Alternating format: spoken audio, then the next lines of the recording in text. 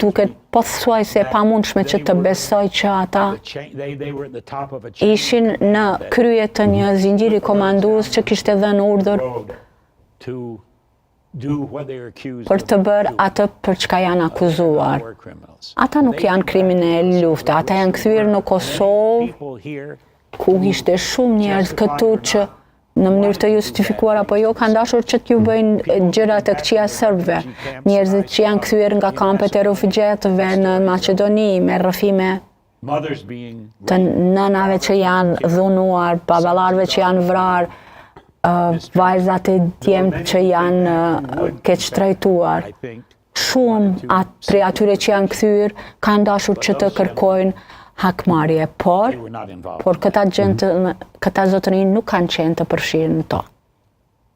Zoti Walker, kur bëjmë rikapitullimin e kësaj periudhe kohore, kur flasim për krimet që janë kryer në territorin e ish Jugosllavisë, sidomos në zonën e Kosovës, kaq vite më vonë, a mendoni që ka drejtësi për ato çfarë ka ndodhur në Kosovë?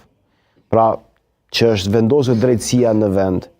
Tani unë dua t'i marr disa shembuj që mos ta komplikoj shumë edhe çështjen e pyetjes. Për Reçak nuk është dhënë drejtësi, nuk ka drejtësi ndërkombëtare.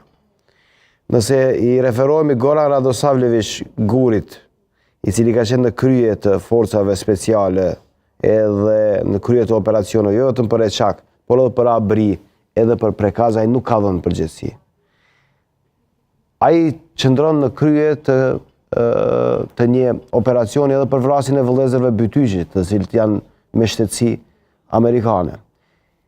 Janë më shumë se 10.000 të vrarë, janë 20.000 gradë që dyshohet që janë dhunu, janë qindra mijë ekonomi familjare të shkatruara.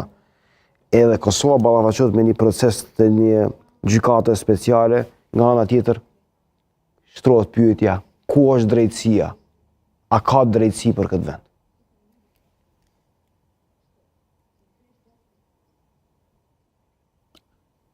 Obviously not. Qartazi jo. Këta zotërinj janë akuzuar që ishin në krye të një zinxhiri komandues që ka sjell dhunë në emër të UÇK-s pas luftës. E para, mendoj se kjo është një akuzë e rrejshme, UÇK-ja nuk ka pasur një zinxhir komandues të rreth. Por, qeveria në Beograd ka ja pasur. Miloševići ishte në krye të atij zinxhiri komandues. Nën të ishin një